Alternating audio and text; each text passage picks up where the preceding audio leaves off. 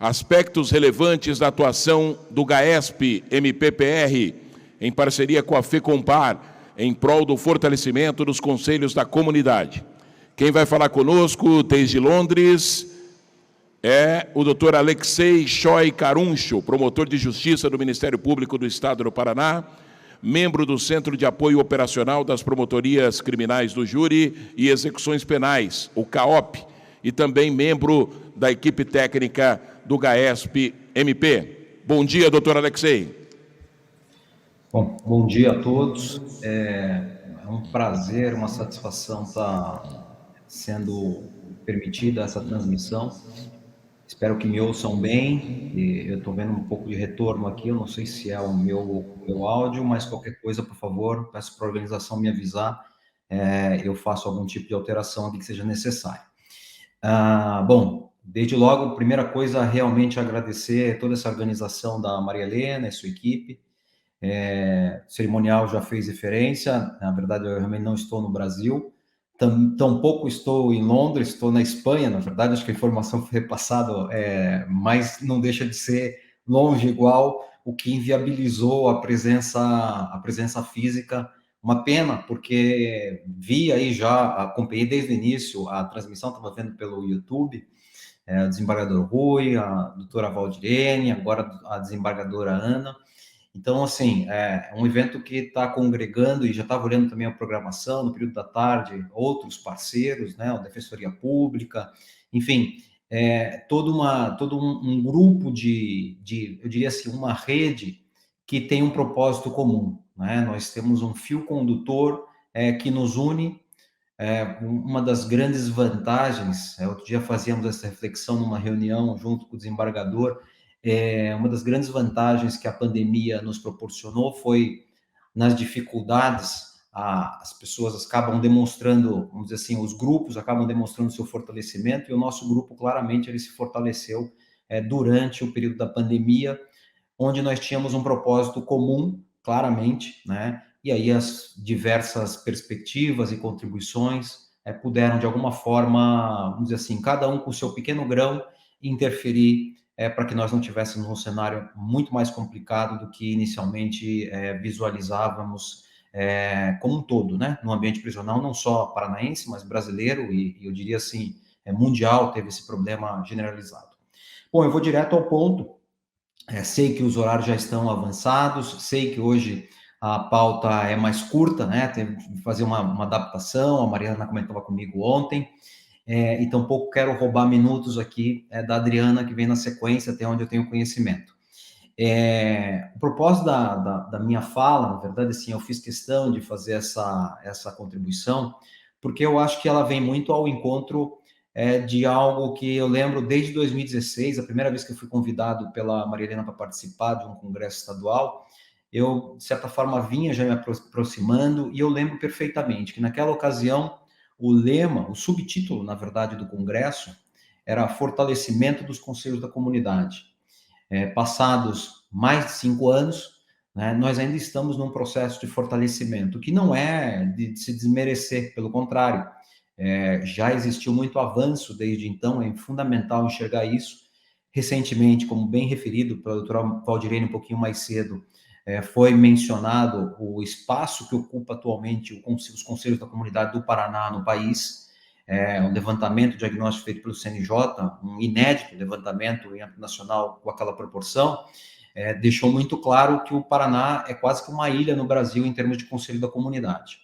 Agora, nesse sentido, eu diria que isso está bem longe de representar um espaço onde nós podemos nos dar ao luxo de, vamos dizer assim, navegar por qualquer dos mares, né? Como se nós já tivéssemos tudo fortalecido, tudo consolidado, e nós não precisássemos nos preocupar com questões mais básicas. Por isso que eu quis fazer essa intervenção. Porque, assim, acompanhando o dia a dia, participando de um processo de diagnóstico já há um bom tempo, que vem sendo feito pela equipe do GAESP, pela equipe da Subplan, e também pela FECOPAR, a gente tem tentado enxergar o que está acontecendo no estado do Paraná de uma forma, eu diria assim, com as especificidades de cada localidade. E agora que a gente faz essa análise, Aí eu necessariamente tenho que lembrar daquela quase década que eu passei no interior do estado, em vários tipos de comarcas, vários tipos de configurações de conselhos da comunidade. Sempre trabalhei muito próximo dos conselhos da comunidade. E a hora que eu lembro disso, eu vejo assim que existem realidades no Paraná hoje que os números, às vezes, eles não representam. Eu quero dizer assim, os números analisados friamente, dizendo que nós temos quase que 100% dos conselhos da comunidade paranaense regularizados, de acordo com a Instrução Normativa de 2014, isso não representa que todos eles são completamente fortalecidos. Existe uma expressão que a doutora Tânia Fogaça, diretora do Departamento Penitenciário Nacional, ela gosta de utilizar, e eu me aproprio dela aqui, que é a da heterogeneidade dos espaços prisionais. Eu me refiro aqui da heterogeneidade dos próprios conselhos da comunidade do estado do Paraná. É dizer, nós temos distintos conselhos, nós temos distintas realidades prisionais no âmbito do estado, nós temos distintos tipos de unidades prisionais e cada uma delas, às vezes, categorizada de uma forma que demanda um tipo de atuação mais ou menos prioritária por parte dos órgãos de apoio, entre eles o Conselho da Comunidade. Então, é nesse cenário que a gente se insere e eu gostaria de colocar a minha fala nesse sentido. Assim, um propósito claramente, deixa eu só me organizar aqui, porque quase que eu apertei o botão errado.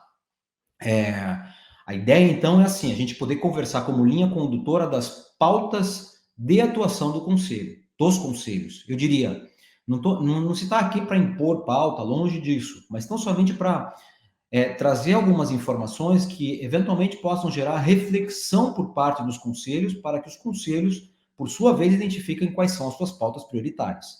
Eu acho que isso é fundamental, que as pautas elas não sejam jamais impostas por órgãos externos.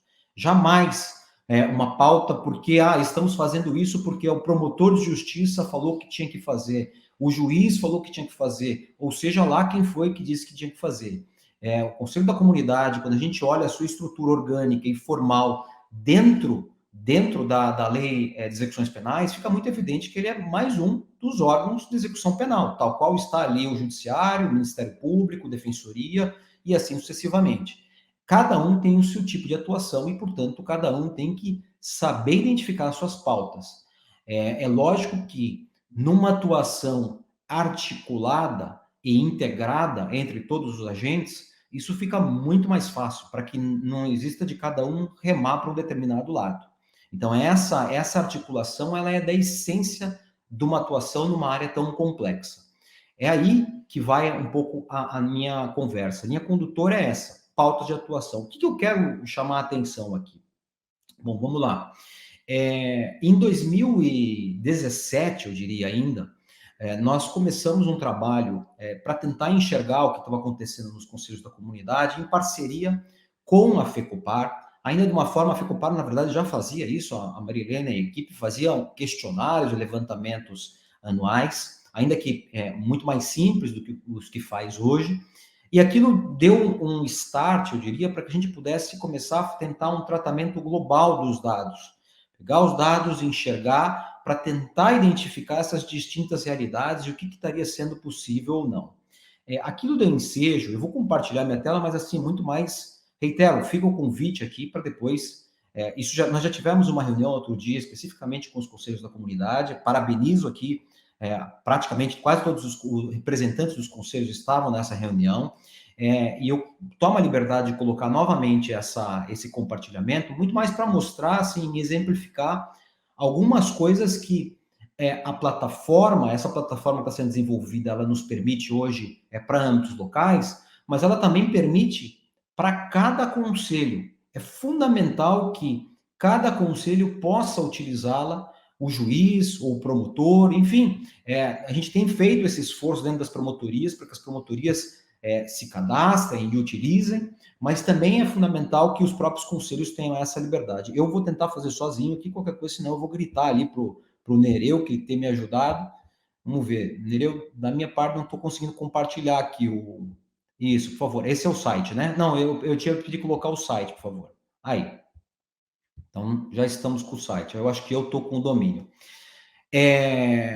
Assim, na verdade, isso é o que a gente chama de dashboard. Ele é muito simples, está em contínuo aperfeiçoamento. Os dados aqui são os dados coletados, que foram coletados ao longo de 2021, portanto, eles não estão consolidados os dados mais atuais. Mas o que eu quero chamar a atenção para algumas coisas, assim, que pode permitir algum tipo de reflexão sobre a temática do Conselho da Comunidade no estado do Paraná. Primeira coisa que me chama a atenção é esse mapa.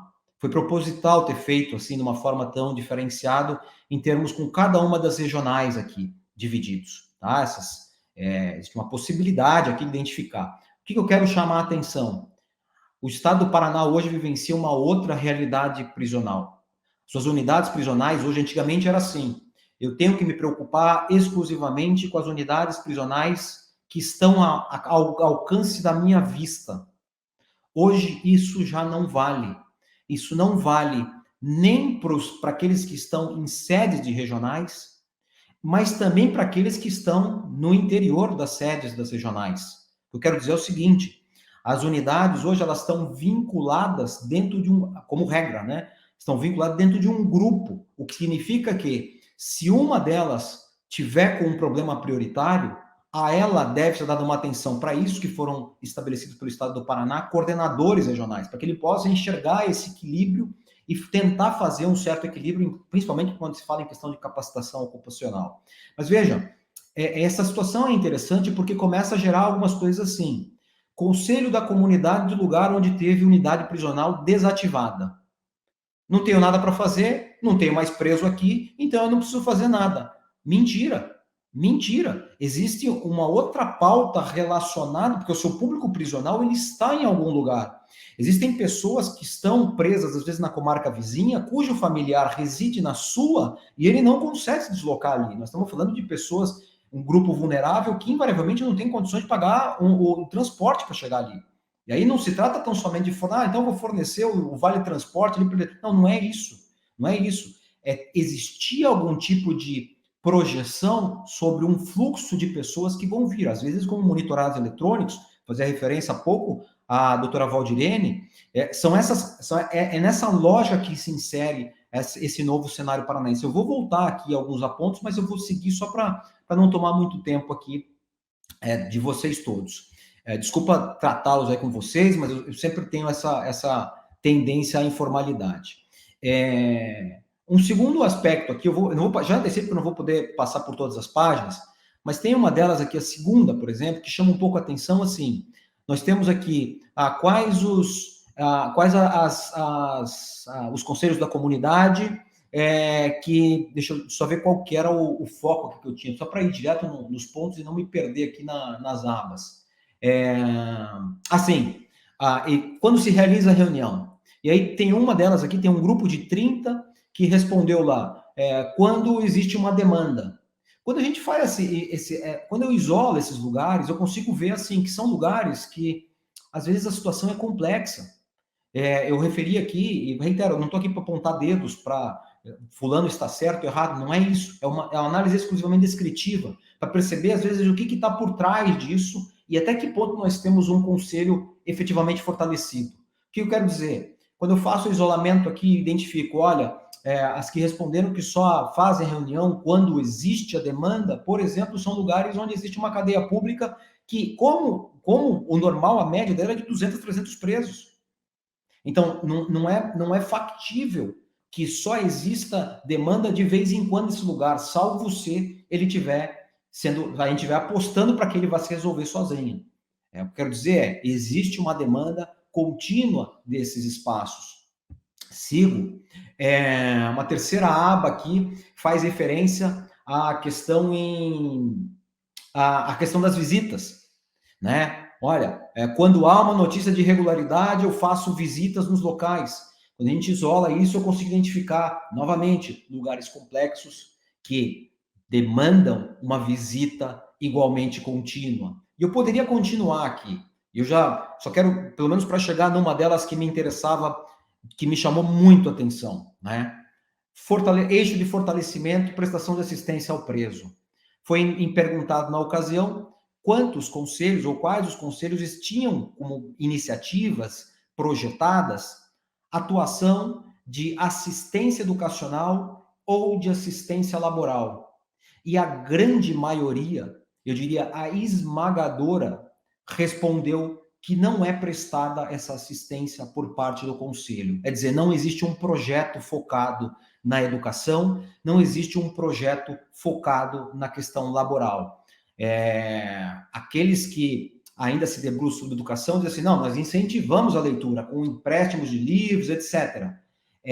Só que nós estamos falando, nós temos sempre que lembrar assim, nós estamos fornecendo livro para tentar gerar uma remissão de pena por leitura, essa é a ideia? Tá, mas até que ponto essa população ela possui educação básica? Ou nós estamos falando, como foi feito um levantamento recente pelo próprio Departamento Penitenciário Nacional, e isso se aplica ao Paraná nesse sentido, nós estamos falando da população prisional essencialmente analfabeta ou semi-analfabeta, considerado semi-analfabeto aquele que sabe desenhar o nome.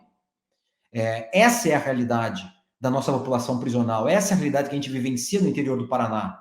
Então, nesse cenário, não dá hoje, num universo de ensino à distância, da gente ficar esperando que isso caia, né? Mas é o Estado que tem que pôr. Não existe dúvida de que todo mundo tem o seu grão de areia aqui a contribuir. O que eu quero dizer é até que ponto nós estamos apostando nisso. O estudo recente do Tribunal de Contas do Estado de Santa Catarina identificou, por exemplo, que níveis de reincidência, eles são muito menores quando existe prestação de assistência educacional do que de assistência laboral. E mesmo na assistência laboral aqui, quando a gente olha os números, o que a gente enxerga? Um Estado apostando essencialmente, mais do que em oficinas de trabalho, apostando ou em não prestação ou em projeto de artesanato, para evitar a ociosidade, sendo que o artesanato a gente sabe que não gera nenhum grau de profissionalização. Então, esse tipo de reflexão que eu digo, isso tudo, reitero, não estou aqui criticando os espaços, porque eu sei, vivenciei muito tempo de perto, e eu sei que, às vezes, não tem sequer espaço para colocar lá, para tentar fazer um EAD, porque o senhor não sabe, porque durante as reuniões ninguém aparece, a gente chama, mal consigo fazer, aqui a gente não consegue, eu levo lá pelo menos os palitos de sorvete, porque senão eles vão ficar sem nada para fazer. Eu entendo exatamente essa realidade. O que eu quero chamar a atenção é que isso é uma demonstração de que ainda existe gordura a queimar aqui. Nós temos algo a fazer e contribuir nesses espaços em caráter prioritário. Eu vou parar meu compartilhamento aqui de tela, deixa eu parar, porque senão eu vou estourar o tempo e eu estou tentando me programar que eu não o faça. Mas onde que eu queria chegar? Bom, pensar em pauta de atuação para o Conselho da Comunidade, em termos de priorização, me parece que a questão assim, essencial, antes de mais nada, é olhar para esse espaço, sim, prisional. Por uma razão só, e veja, eu não estou querendo contrariar discursos anteriores aqui. O que eu quero chamar é que quando eu pego o que eu quero chamar a atenção é que quando eu pego esse diagnóstico global do nosso Estado, a gente percebe que existem pautas prioritárias aí dentro. E veja, aqui é fundamental a gente saber fazer uma diferenciação. Vamos lá. Se eu olhar, talvez eu tenha até uma pauta prioritária anterior para alguns conselhos da comunidade. Até que ponto existe uma estruturação dos conselhos? Quantos conselhos possuem espaço físico, internet, equipe de apoio, recursos humanos? Isso já está consolidado?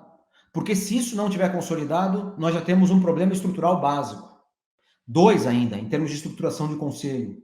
Pessoal, existe uma formalização, já teve a formalização do espaço? O fluxo de reuniões regulares? Pautas despolitizadas? Ou só são realizadas só quando está acontecendo alguma coisa, algum tipo de movimento político? Não, eu reitero, é óbvio que cada um tem o seu interesse em se aproximar do espaço. E é muito bom que isso ocorra, porque é uma mescla de espaço. Agora, isso não significa que aquilo só possa servir para validar a vinda de uma verba ou repasse de uma determinada verba. Não é isso, não é para isso que a gente funciona em termos de conselho social. O conselho social é para dar voz à sociedade. Já se falou isso aqui por essa manhã. Quantos atuam por iniciativa própria ou ficam ainda numa interferência indevida de órgãos externos? Eu refiro aqui promotorias de justiça, juízos, etc. Primeiro recado, essa me parece uma pauta prioritária, sim, que ainda está presente na nossa realidade. 2, pauta prioritária no espaço prisional, eu fazia referência. E aí eu me ouso classificar os conselhos da comunidade conforme a estrutura das unidades prisionais do nosso Estado. Hoje, não dá para fazer uma leitura distinta sob pena de nós cometermos um grave equívoco de tentar implantar uma pauta e começar um ruído danado. Por quê? Porque os problemas que vão dar na porta do Conselho da Comunidade não são os problemas com os quais ele vai estar trabalhando essencialmente. Me refiro aqui a unidades prisionais nos seguintes sentidos. Vamos lá. Nós temos que saber diferenciar. Nós estamos falando de um conselho de comunidade, de uma localidade de unidades prisionais já consolidadas. Foz do Iguaçu, por exemplo. Foz do Iguaçu nós temos unidades penitenciárias, etc. Aí é um tipo de conversa com o conselho da comunidade. É um tipo de pauta. É uma localidade com unidade de menor proporção, mas que tem uma cadeia pública incorporada, já estruturada. Também a conversa já pode ser mais avançada. Agora, vamos lá. Talvez eu me arrisco a dizer a nossa maior parte, porque nós temos cerca de 150 locais hoje no estado do Paraná que tem unidade prisional. E aí nós temos locais com cadeia pública em processo de incorporação. Incorporada, mas ainda sem estrutura completamente adequada para o tratamento penal. E veja que aí eu vou ter problemas de recursos humanos. É dizer, capacitação de recursos humanos dos agentes, eventualmente que atuam ali, dos policiais penais, se é que tem, às vezes do chefe de cadeia, etc. Problemas de ausência de recursos humanos, às vezes não tem. Problemas na estrutura predial. Quais os limites aqui do auxílio do Conselho da Comunidade? O que deve contar com o aporte do Estado? De quem cobrar? Como deve ser cobrado? Veja, o que eu estou propondo aqui, e é por isso que eu mostrei o dashboard. Esse dashboard, eu continuo dizendo, eu já falei naquela reunião e vou repetir aqui. Ele é acessível pelos conselhos, via FECOMPAR. Basta que ele tenha um e-mail do Gmail, solicita para a FECOMPAR e a FECOMPAR ela vai fazer esse intercâmbio entre nós por uma questão de organização de repasse de dados. Tá? Isso está lá ainda, e aí a importância desse conglomerado de dados. Os dados não são dados de fiscalização, são dados de instrumentos de atuação. Eu sei que, pelos meus cálculos aqui, se eram 20 minutos, perdão, eu sei que eles já passaram, vou tentar acelerar aqui. Então, onde eu queria chegar? Na ocasião que nós fizemos a reunião, nós fomos bem claros no seguinte sentido. Hoje existe uma possibilidade, tal qual o GAESP, né, que é um órgão centralizador estadual no âmbito do Ministério Público, ele criou e mantém, e tenta manter uma parceria com as promotorias de justiça localidade, isso se estende para os conselhos da comunidade. Em que sentido que eu quero dizer aqui? Nós sugeríamos lá, né? O Conselho da Comunidade, não existe ninguém melhor do Conselho da Comunidade, quando ele está estruturado, de enxergar a realidade local, o que realmente está acontecendo. Nós fomentávamos ali, olha, nós conseguimos enxergar a partir daí e identificar essas questões estruturais, até que ponto elas estão chegando de forma, vamos dizer assim, organizada e ordenada na mesa do governo do Estado. É importante que ela chegue. É importante que o Estado ele tenha um planejamento, sob pena de cada um fazer, sabe, a sua atuação individual e ficar novamente remando individualmente. Emergencialmente tem coisa para fazer? Claro que tem para fazer. Não estou falando que os conselhos ou o âmbito local não possa fazer nada. Pelo contrário, existem várias coisas, mas questões estruturais, elas muito e por vezes elas demandam exatamente uma atuação por parte de uma forma organizada, e é isso que a gente propõe com esse material. Ainda, então, fazia referência a essas... Vou só continuar a história aqui, né, e tentando já, literalmente, caminhar para o fim. Lembrem que existem carceragens em processo de desativação, carceragens não inseridas no processo de incorporação, carceragens desativadas. Veja que cada uma delas demanda uma pauta própria, de atuação, são pautas distintas. Só para pegar um exemplo, a desativados já falei, vai ser fundamental que exista aqui uma articulação entre os conselhos do local de referência, de prisão de referência, com o local da sua população prisional. Para quê? Para identificar a questão de reingresso, preparar para o reingresso. Abre-se aqui a oportunidade da pauta com monitorações eletrônicas, claro, nos seus devidos limites, não está se falando aqui em conselho ficar fiscalizando monitorado eletrônico, não é isso. É tão somente uma pauta de apoio justamente para evitar o reingresso no ambiente prisional. Independentemente disso, ainda existiria um outro vertente aqui que pode se atuar em relação à própria população prisional. A vistoria dos espaços, condições de habitabilidade, capacidade ocupacional, auxílios emergenciais, familiares de presos, já fiz referência há pouco, auxílios sociais e direcionamentos básicos, enfim, existe um leque de atuações relacionadas a essa vertente prisional, vamos dizer assim, bruta, a tradicional. E é isso que me preocupa, porque eu continuo dizendo, são essas vertentes que primeiro expõem todo mundo. Bota todo mundo de saia justa. Tem rebelião na localidade, fica feio para a localidade, motim, morte de preso, atuação de facção, realidades do estado do Paraná, infelizmente ainda presente. E nós temos que saber identificar quais são os locais para ver quem vai atuar prioritariamente no quê. Reitero, porta de saída, já fiz referência. Existe uma vertente que me parece muito clara em relação à porta de saída. Eu estava vendo isso, por acaso, a doutora Valdirene ia fazer referência, que é exatamente, ela, ainda que citou rapidamente, a questão dos estigmas da empregabilidade da população prisional. Quem já tentou fazer isso sabe o quão difícil e complexo é isso. As empresas que recebem prestadores de serviço, às vezes elas não querem, elas preferem um repasse financeiro.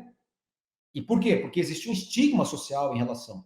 Não, mas eu vou empregar bandido aqui para fazer, não precisa encaminhar para mim. Essa é a realidade que a gente vivencia e as dificuldades que a gente vivencia. Existe um baita trabalhão para ser feito aqui, né? Independentemente, reitero, de outras pautas. No meu modo de ver, só quando superada essas pautas prioritárias é que nós vamos realmente conseguir ter espaço para outro tipo de pauta, pautas muito mais complexas, de fenômenos muito mais complexos que o próprio ambiente prisional, que por si só já tem a sua complexidade.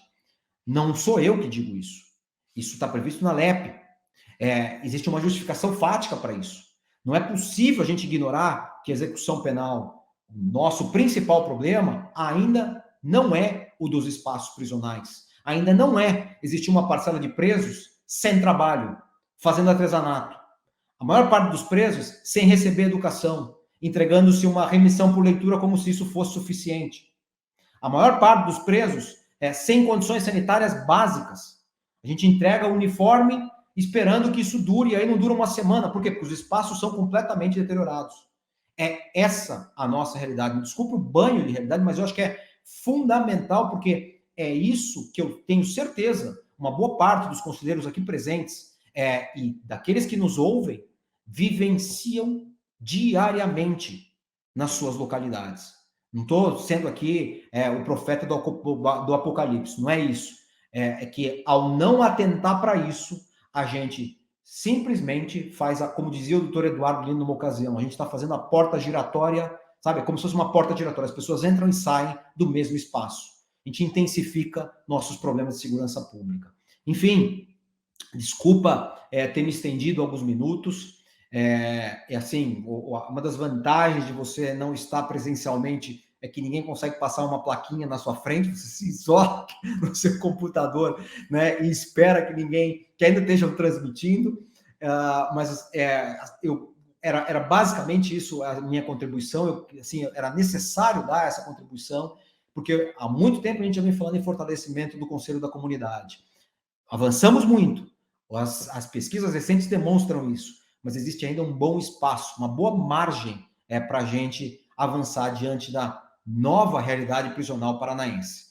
Eu parabenizo, faço em nome do nosso procurador-geral, doutor Jacóia, e o coordenador do GAESP, do Centro de Apoio, doutor Moacir, Parabenizo a doutora Maria Helena e toda a sua equipe, né, pelo excepcional trabalho, a equipe de apoio em loco que viabilizou essa transmissão.